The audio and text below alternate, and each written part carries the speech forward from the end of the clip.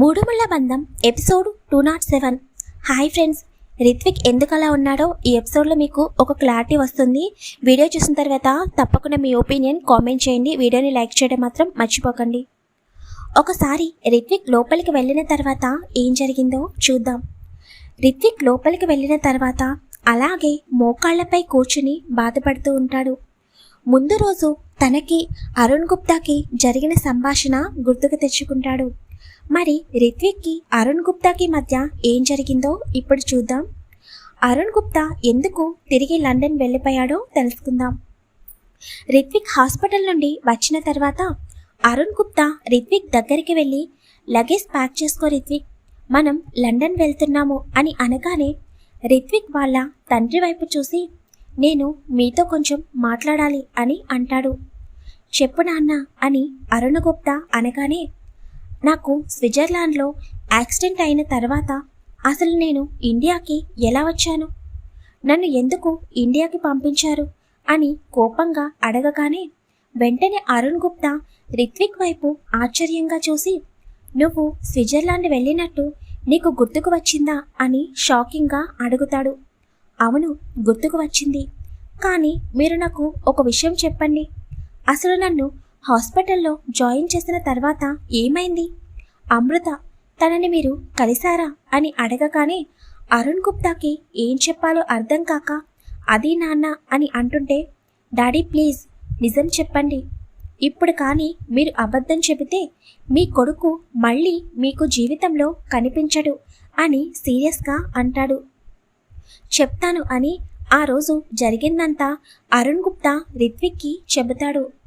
వాళ్ళ మనుషులు రిత్విక్కి యాక్సిడెంట్ అయిందని చెప్పడం, అరుణ్ గుప్తా స్విట్జర్లాండ్ రావడం, అమృతని చూసి మళ్ళీ రిత్విక్ జీవితంలోకి రావద్దని ఇష్టం వచ్చినట్లు అమృతని తిట్టడం, తర్వాత లండన్ తీసుకురావడం అన్నీ చెప్పగానే రిత్విక్కి ఒక్కసారిగా కోపం వచ్చి అరుణ్ గుప్తా గొంతు పట్టుకుని, అసలు మీరు ఏం చేశారో మీకు కొంచెమన్నా అర్థమవుతుందా అని చాలా సీరియస్గా అంటాడు.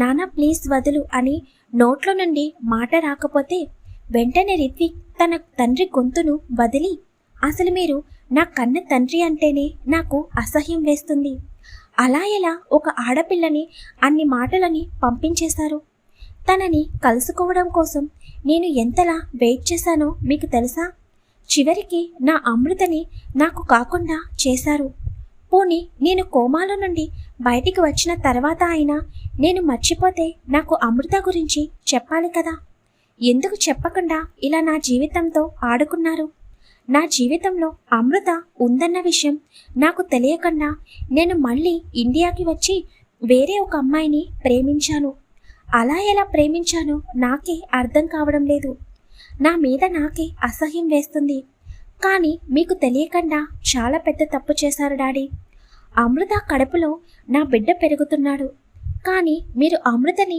నా జీవితంలోకి రావద్దని చెప్పి చాలా పెద్ద తప్పు చేశారు అని కోపంగా అడగగానే ఈసారి అరుణ్ గుప్తా అలాగే బొమ్మలాగా ఉండిపోయి, ఏంటి ఆ అమ్మాయి గర్భవతినా అని ఆశ్చర్యంగా అడుగుతాడు.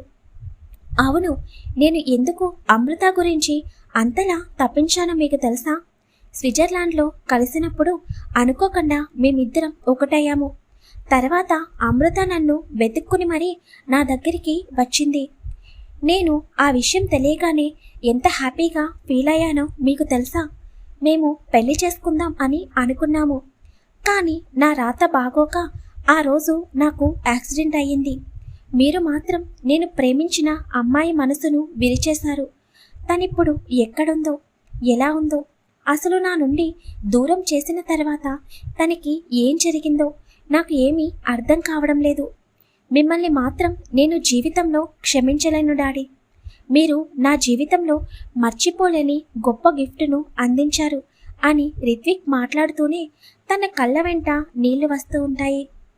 వెంటనే అరుణ్ గుప్తా రిత్విక్ చేతులను పట్టుకుని, నాకు ఇదంతా తెలియదు నాన్న, నిజంగా ఆ అమ్మాయి గర్భవతి అని కూడా నాకు తెలియదు, అలా తెలిస్తే నేను ఎందుకు దూరం చేస్తాను, ఆ రోజు నిన్ను అలా హాస్పిటల్లో చూడలేక ఆ అమ్మాయిని నానా మాటలు అన్నాను, నా కొడుకు జీవితంలో నుండి వెళ్ళిపోమని చెప్పాను.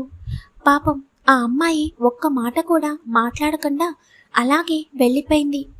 తర్వాత నేను ఆ అమ్మాయి గురించి అసలు పట్టించుకోలేదు. తర్వాత నువ్వు కోమాలో నుండి బయటికి వచ్చిన తర్వాత డాక్టర్స్ నీకు గతం గురించి ఏమీ చెప్పొద్దని చెప్పారు. అలా చెప్పడం వలన నీ ప్రాణానికే ప్రమాదం అని చెప్పారు నాన్న. అందుకే నిన్ను ఇండియా పంపించాను అని అరుణ్ గుప్తా బాధగా చెప్పగానే, అప్పుడే నా ప్రాణం పోతే బాగుండేది కదా డాడీ, ఇప్పుడు ఇంత వేదనని నేను అనుభవించలేను అని అలాగే మోకాళ్ళపై కూర్చునిపోతాడు. కొడుకు కంట్లో నుండి కన్నీళ్లు వస్తుంటే అరుణ్ గుప్తా మనసు చలించిపోతుంది. తనకు తెలియకుండానే తన పెద్ద తప్పు చేశానని అర్థమవుతుంటే ఏమీ చెయ్యలేని నిస్సహాయ స్థితిలో ఉండిపోతాడు అరుణ్ గుప్తా. నువ్వేమీ బాధపడకు నాన్న, ఆ అమ్మాయి ఎక్కడున్నా నేను వెతికి తీసుకువస్తాను. తప్పకుండా ఆ అమ్మాయికి ఏమీ కాదు. ప్లీజ్ ఈసారి మీ డాడీని నమ్ము అని అరుణ్ గుప్తా బ్రతిమలాడుతుంటే, వద్దు డాడీ, నా ముఖాన్ని నేను అమృతకి ఎలా చూపించాలి? నా అమ్మోకి నన్ను క్షమించేంత గుణం ఉండొచ్చు, కానీ నాలాంటి వాడు అమృత జీవితంలోకి వెళ్ళడానికి వీల్లేదు. జీవితంలో ఒక అమ్మాయి ఉండి కూడా మరొక అమ్మాయిని ప్రేమించి తనని పెళ్లి చేసుకోవాలని ఎన్నో ప్రయత్నాలు చేశాను. ఆ విక్రమాదిత్య మధ్యలోకి వచ్చి వైష్ణవిని పెళ్లి చేసుకున్నాడు కాబట్టి సరిపోయింది. లేకపోతే నా జీవితంలో చెయ్యలేని అతిపెద్ద తప్పు వైష్ణవిని పెళ్లి చేసుకుని చేసేవాడిని. నా మీద నాకే అసహ్యం వేస్తుంది. నాలాంటి వాడు అమృత లాంటి మంచి అమ్మాయి జీవితంలోకి వెళ్ళకూడదు. కానీ నా అమ్ము ఎక్కడుందో నేనే వెతికి పట్టుకుంటాను. దూరం నుండైనా తనని చూస్తూ బ్రతికేస్తాను తప్ప తన జీవితంలోకి అస్సలు వెళ్ళను. రేపు అన్న రోజు నన్ను ప్రాణంగా ప్రేమించిన నా రిత్విక్ వేరొక అమ్మాయిని ప్రేమించి తనని పెళ్లి చేసుకోవడానికి కూడా వెనుకాడలేదని నా అమ్ముకి తెలిస్తే నా మొహం నేను అమ్ముకి అసలు చూపించలేను. ప్లీజ్ దయచేసి మీరిక్కడి నుండి వెళ్ళిపోండి. నా గురించి అస్సలు ఆలోచించవద్దు. నేను మళ్ళీ స్విట్జర్లాండ్ వెళ్ళి నాకు యాక్సిడెంట్ అయిన తర్వాత అమృత ఎక్కడికి వెళ్ళిందో మొత్తం డీటెయిల్స్ అన్నీ కనుక్కుంటాను. ఎన్ని రోజులు పడుతుందో తెలియదు, కానీ అమృత ఎక్కడుందో చివరికి తెలుసుకుని అమృత దగ్గరికి వెళ్తాను. కానీ నా ముఖం మాత్రం అమృతకి ఎట్టి పరిస్థితుల్లోనూ చూపించను. దూరం నుండి తనని చూస్తూ బ్రతికేస్తాను అని రిత్విక్ బాధపడుతూ ఉంటాడు. మరి రిత్విక్ బాధ కరెక్టేనా? మీకేమనిపిస్తుంది? ప్లీజ్ కామెంట్ చేయండి. వీడియోని లైక్ చేయడం మాత్రం మర్చిపోకండి. Thank you very much.